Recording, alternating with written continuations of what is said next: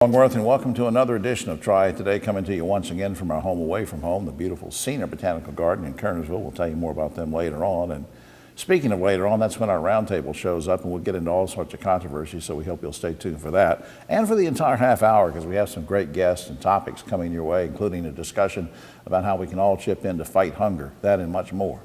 But where I want to start is with a couple of ladies who have come to us from Mountain Valley Hospice and Palliative Care. We're always glad when their folks can come down here and visit with us, but especially today because they just recently started up a new kind of service and a new office to do those services in and provide those services. And let's meet them right now. On my immediate right, a first-time visitor to the show, Tracy Dobson is President and CEO of Mountain Valley Hospice and Palliative Care, and socially distanced behind us, our good friend Christy Sharpa. She's Senior Director of Practice Management and Serious Illness Services, and they both wear a lot of different hats, but we welcome both of you to the program. Thank you.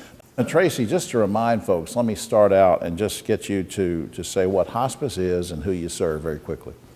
Okay, Hospice is a nonprofit organization, and we serve the seriously ill and those that are facing end-of-life care. And, you know, when you key in on that word nonprofit, and I want to take just a second to mention something, because a lot of people may think that all organizations like this are nonprofit, and they're not. They're some profit, which means that some of these organizations, not to disparage anybody, but they can turn people away, and you don't, right? No, we don't. We serve those that cannot pay for themselves. All right, now let me turn to Chrissy, for example, because I mentioned a few seconds ago a new kind of service, and it's called Serious Illness Services. I want to find out about that. What is that exactly? So serious illness services are for patients who have a very advanced serious illness that is upstream from hospice. So these are patients that might have advanced heart failure or lung disease, maybe a cancer or a dementia, just to name a few. And they are struggling with symptoms or making decisions about what they want to have done for their health care.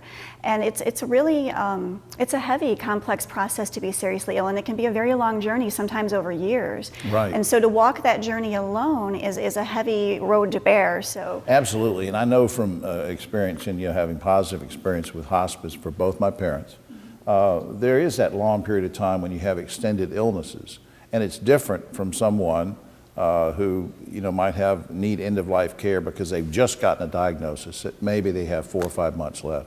We're talking about folks that, as you said, could have these chronic things that go on for years. Because in hospice, you're making people comfortable, but with what you're talking about, let's say that I've got a medical condition, can I just keep going to my doctor and getting medicines and getting treatments and still getting your help? Absolutely. All your specialists, all of the interventions that you might have, it might be chemotherapy, it might be a surgery, any type of intervention that stays in place. And we are a supplement. We are another layer of the medical team to bring support. And our focus is a bit less on the disease and a bit more on the symptoms of the disease. Now, Tracy, you have this new office I alluded to. We had a ribbon cutting not long ago, and it's in Winston-Salem, right off on Trend West Drive. Just to be clear, though, and it's a beautiful office setting. Now, this is where people, if they contact Chrissy and say, my mom or dad has a chronic illness and we need to talk to y'all about that, they can meet there, right? Yes, absolutely. But that doesn't preclude it, like if I feel more comfortable, you can come to my house and do that too, right? Yes, we do both. Because some people, I guess, feel that they'd rather go into an office setting a little bit, maybe have a confidential discussion away from home. Was your figuring to have an office like that? Yes, for both needs. Right. Now, what is it, if somebody wants to get in contact, would I have to get a doctor to sign something for me to go talk to Chrissy, Tracy, or can I just call you guys up? You can just call us, and then we take it from there. All right, that's good. So I can have direct contact with you to set this up. I think it's great. Up on screen, before we lose time, I want to mention something. mtnvalleyhospice.org is a website which I hope you will check out. And I also want to remind you it's a nonprofit agency. And you guys, I think, have a raffle coming up which we want people to help with, so they can find out all sorts of things on the website. Thanks for making the trip down to the garden, ladies. Thank you so much. Thank you so much for having us. And thanks for the service you do for everybody, seriously. Appreciate it. Good people. We'll be right back. Now on Triad Today, and every once in a while we can grab this guy who's very busy. We try to bring him over here and update us on what's going on at the Second Harvest Food Bank, and we welcome to the program once again Eric Apt, CEO of that fine organization. Good to see you again. Jim, great to see you. Remind us, for somebody maybe just moved in the area, whatever, what the mission of the food bank is. Well, we provide the main support to the Area Food Assistance Network. So we have over 430 programs that we support across 18 counties. And we actually supply 81% of the food that food pantries, shelters, and other food assistance programs provide to our neighbors in need. Right, and just so people understand, you know, sometimes somebody will move into the area and say, oh, I heard there's a food bank. You don't go down to the food bank and get food. You work through these organizations and you distribute to the organizations. We're now a year into the pandemic, and you and I have talked about this kind of thing before, even a year ago. How did that and the economic crisis affect the hunger problem? Well, it was a great challenge before, and it spiked as we entered the pandemic. And we're now at a sustained level where the need is higher, but it also isn't necessarily increasing. Our partner agencies are still seeing new people who are entering through their doors to get assistance. The government programs have helped. The additional unemployment, the additional SNAP or food stamp benefits are a critical piece to that. But you know, we continue to see a tremendous need out there. And to give people an idea, pre-pandemic, we were distributing out of our warehouses about 38 tons of food a day. Okay. We're now over 50 tons of food a day. And that has Even been a year sustained. after the pandemic began, 50 tons of food a day. Exactly. And Good grief, Eric. it's really, it's amazing how the community has helped us to step up, but it's also very sad that the fact is that due to the economic impact of the pandemic, the need is so substantial. Well, I know you can't make predictions. Nobody likes to do that and do hypotheticals. But if you had a crystal ball about hunger and the pandemic, what are you looking for in the next few months? I mean, what's your guess? I think we're going to be at this sustained level for quite a while. And I will tell you what keeps me up at night is when the moratoriums on rent and utility payments end, and those vary across areas, is that when those bills come due for families, they're going to need additional assistance, and we are prepared to respond to that. But I worry for those families when some of these additional benefits go away, and at some point they need to go away. Right. But there needs to be support systems in place, and we're here, but also we don't know what that is exactly going to look like. Right. And of course, we also know that not all the jobs that were lost are going to come back. So we're going to have that continuing on as a problem as well.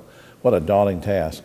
Now, on maybe a good news side, I don't know because I don't know what the news is, but you emailed me and said you wanted to say something about, well, make a new announcement or something that's going on. Now, what is it you're going to spring on me?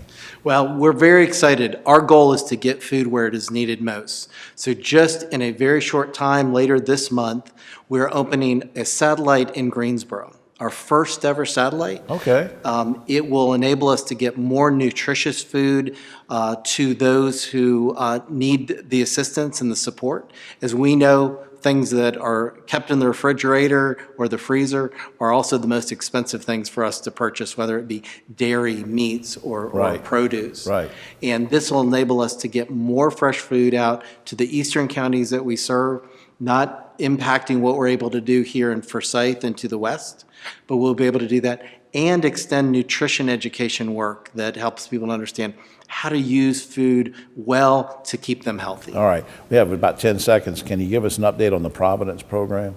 Sure. We're now at the hospitality provider at Tanglewood. So if you want to enjoy some wonderful food, even if you're not a golfer, go out and enjoy the Providence Grill. And also the bed and breakfast out there is awesome. And we're so proud that Providence is leading that effort now. Yeah, I'll go out there, and I'm a horrible. You don't want to see me play golf. Up on screen, Second Harvest, NWNC, stands for Northwest North Carolina. Second Harvest, NWNC.org. Eric, I wish there was a lot more better news to report, but I'm so glad you're on the job trying to fight the battle. Thank you for everything you're doing. Thank you. We appreciate it. We'll be right back. Triad Today, I'm looking at my brochure, beautiful brochure from Imprints Cares, And instead of me just looking at the brochure, I'm going to put this down. Let's look over at our guest who runs that organization. Next to me, our very special guest, Claudia Barrett, is Executive Director for Imprints Cares. And good to have you here. Thank you. Thank you so much for having me. Very briefly, what's the mission of the organization? The mission of Imprints Cares is to nurture early children's development while supporting parents on their journey of parenthood. And, that's a dual track. It's a dual purpose. And as you try to do that, I think you sent me an email one day and said something about that there's a holistic approach to helping both the children and the parents. What did you mean? That's absolutely right, Jim. So for the last 51 years, Imprints Cares has been serving the marginalized community here in Forsyth County by working with parents to be their child's first best teacher. What we know is that early experiences, early in a child's life, the relationships that they develop with their parents and with significant adults in their life really impacts the trajectory for that child's lifelong learning. Yeah, I couldn't agree more. But now in my feeble mind, I'm thinking, well, she's talking about somebody 3 or 4 years old. But didn't I read somewhere that you also emphasize prenatal? Absolutely. What in the world do you mean? Absolutely. So that has everything to do with brain architecture. A child's neurological development begins prior to birth. And so the health of the mother during pregnancy, before pregnancy, is so essential to the biological systems that really nurture that child's brain architecture, the foundation for their lifelong learning abilities. Has the pandemic, or maybe I should phrase the question, in what ways has the pandemic affected the way that your organization addresses disparities in health and education? Absolutely. So through our Ready for School programs, our family educators work in partnership with families. And what we know is that the pandemic has impacted all of us, but communities of color have been disproportionately affected. So our family educators and our whole team of staff work very closely to address increased levels of toxic stress.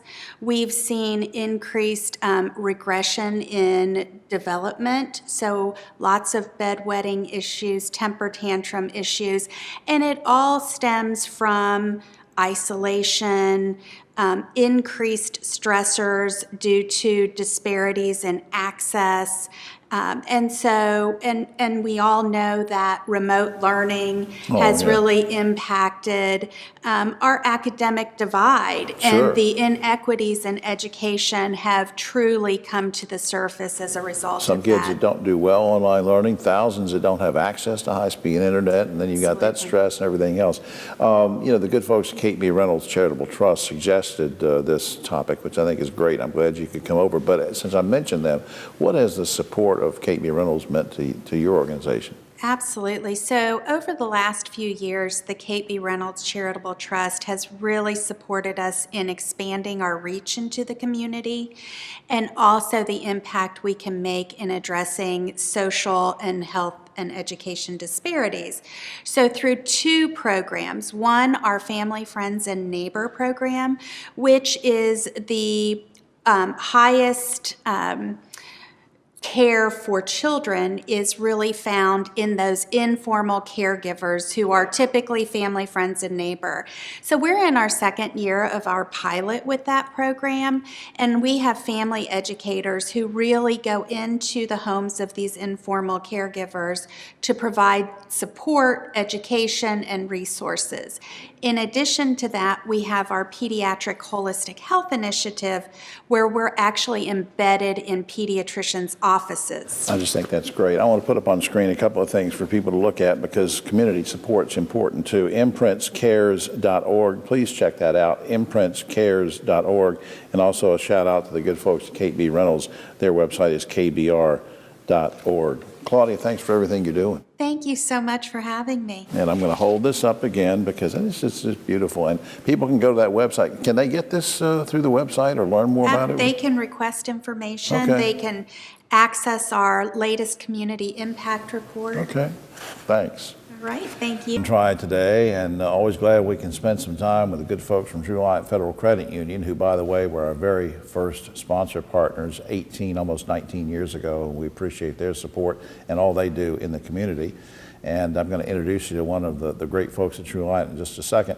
But on my immediate right is a special guest, Vivian Perez Chandler, Executive Director of something called Asset Building Coalition of Forsyth County. We welcome you.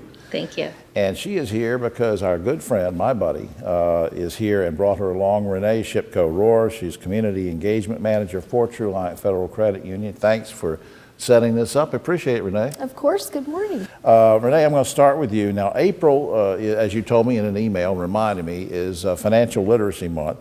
But Triad supports financial literacy year-round. You guys are always into that. Why and how so? Yeah, it's great. Great point. Financial wellness is actually one of the topics or one of the focus areas for Truliant in all the work that we do, whether that's charitable contributions or grants or corporate sponsorships. So it's one of the focus areas that guide our work. Most recently, we've actually been delivering financial education workshops in partnership with nonprofits such as the Asset Building Coalition of Forsyth County, who I'm glad to have with us today. And that is allowing us to really further educate adults and young adults about savings and credit and how to stretch their food dollar and how to get by right now if they are facing loss of income or things like that. Yeah, and especially, having just come out of this, well, we're not out of the pandemic yet, but that's made it even rougher on people. And I appreciate that and all you do. Vivian, let me turn to you for a second. Let's make sure people understand very quickly what the Asset Building Coalition is. Sure. The Asset Building Coalition, our mission is to build, rebuild, and protect the assets of residents of Winston-Salem and Forsyth County. And we do this by envisioning a community where all people have financial stability. And one of the greatest things of how we do this is by uniting, whether it's nonprofits, for-profits, individuals, and people in the community, such as Truliant, to really be a part of the conversation into creating strategies and how people living in the condition of asset poverty. Yeah, I was going to ask you about that. You sent me an email one day and mentioned asset poverty. What do you mean asset poverty? Asset poverty is a condition, a social and economic condition, when an individual or a family lacks the income and savings to support them for 3 months for their basic needs. So that means, paying for transportation, for food, for housing, and all of those things. And they don't have the resources, really the income, to support them for 3 months if their income was to be interrupted. Now, now help me understand this. Are you yourself, I know you receive grants, but and help from folks like Truliant, and we'll talk about that in a second. But now, do you help people financially in terms of actually giving people cash, or do you help them in setting up services and free services and counseling? I mean, what? Give me an example. So the Asset Building Coalition we are that coalition, right? Where with 25 plus members, we all come together to collaborate on coordinating strategies so that we can build asset wealth for the community and also, create a more resilient community. So it may be that someone comes to us and says, we need help with this. Well, we know that as a part of our coalition, and not just a part of a coalition, but there are different organizations that are doing different things. We know right now with the RUMA program, people are asking for help with paying for utilities and bills, right? So Sure. we connect them and say, hey, this organization is doing that work. Almost like an ombudsman to be able to help in so many ways. And Renee, once again, I want to thank Truliant for all you do for the community, and this is a good example of that because I know it's important to you to work to strengthen the community as a whole, and I appreciate all you're doing. Of course, thank you. We've been a founding member of the Asset Building Coalition, and it really is a grouping of nonprofits and for-profits. We're obviously not for profit, but then also the city, the county.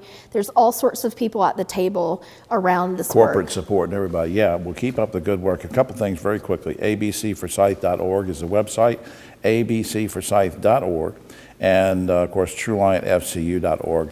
We hope you will check that out. Ladies, thank you both for what you're doing for the community. Thank you. Thank you. We'll be right back after this. Now on Triad Today, just about time for the roundtable. A quick shout out to the good folks here at Cedar Botanical Garden, our home away from home, up on screen, cedarbotanicalgarden.org. Please check that out and check out the garden. It's beautiful this time of year. Come see them. Now to the roundtable on my right, but always the political left, Ogie Overman, the great broadcaster and journalist. Socially distanced behind him is the lovely but tough-minded CEO of Ashtay Products, Taylor Woods. And next to her is the lovely and talented Keith Granberry, founder of Helping Hands Consultants. Guys and gals, let's get to it. Proponents of a national vaccine passport say that if people have that kind of identification, it's going to help businesses and restaurants to open up quickly. We'll get back to full steam again quicker. Opponents, like Madison Cawthorn, the congressman, said, no, that's like Nazi Germany if you require people to carry around a vaccine passport. Guys and gals, any thoughts on this? Hoagie? Yeah, I'm all for it. It needs to be foolproof. We've got to figure out a way to make it non-counterfeitable. But yeah, we've got to have it. Got to have it. Taylor, a vaccine passport, for or against? Only way I'm going to be for a vaccine passport is if it gets me out of this country. But to get into restaurants and businesses locally, I am not for that. Not for that. Keith? I'm not for that. I think a lot of people still have a perception of the vaccine, and so we can't keep them out because they have that perception. You just got to continue to educate them. Almost like a scarlet letter on somebody if they don't produce the passport. Absolutely. All right. In protest of Georgia's new voter suppression laws, I'm not going to go over all those right now, but they're horrible. Major League Baseball acted quickly to relocate the All-Star game from Atlanta. The move will cost $100 million to the city. Now, guys and gals, it sounds like a good thing, but you know, the governor and these politicians, whether they're racist or not, they're not getting punished. It's the everyday citizens going to get punished from this. So I guess my question is, do economic boycotts like this do more harm than good in the short run? Ogie? No, I fully support I love their decision. You got to look at the greater good. I know it's tough on the economic impact on Atlanta will be tough, but there again, Denver will benefit from it, so it evens out that, but it's the greater good. It really is. Taylor, what do you think? You've got to stand up for something. So at this point, I think it's, like he said, in the long run, it's going to make them think twice for next time.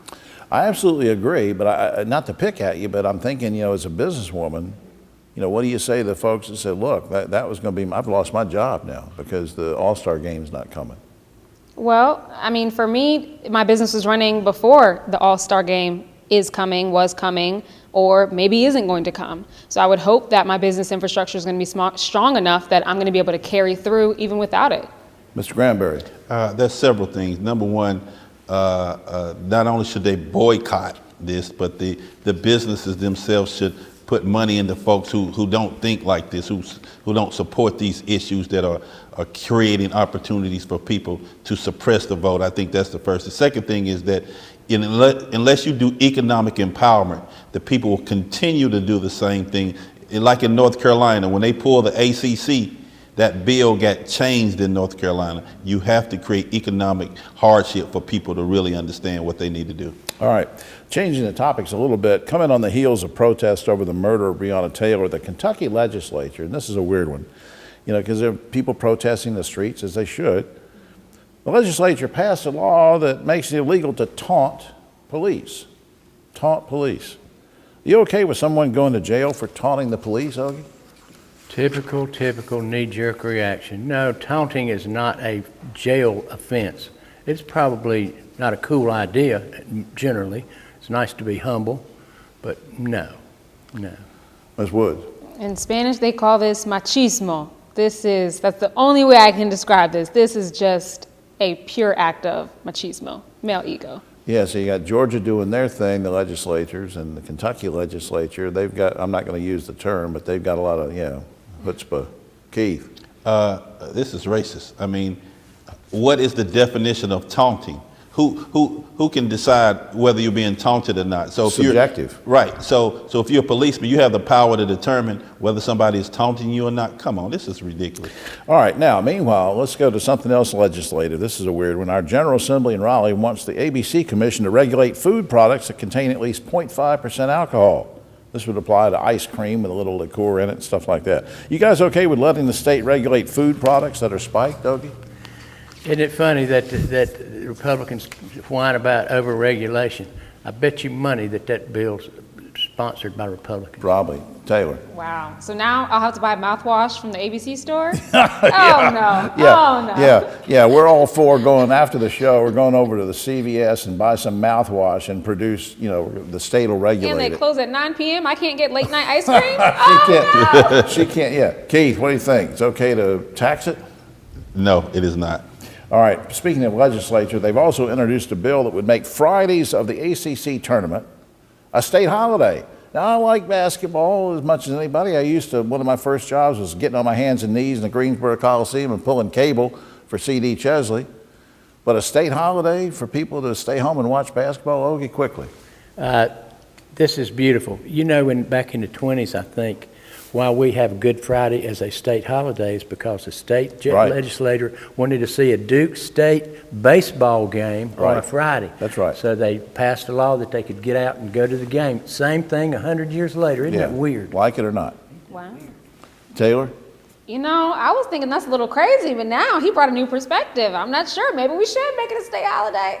Do we need another state holiday, Keith? Yes, we do. We need another state holiday, but it's not ACC. It's called voting. Why don't you make voting a state holiday? How about that? Let's do that one. Here, here. I would agree with that. Yeah, how about that? Maybe we can do early voting during the ACC tournament. All right, finally, according to advice columnist Miss Matters, it's okay to pay someone a fake compliment rather than risk hurting their feelings by telling the truth. Guys and gals, have you ever paid someone a fake compliment? Ogie. I really try hard not to, Jim. I mean, you can always find something nice to say to somebody without maybe a little teeny white lie, but you can find something nice to say. Taylor, you ever paid a fake compliment to somebody? Every now and then, got to do what you got to do.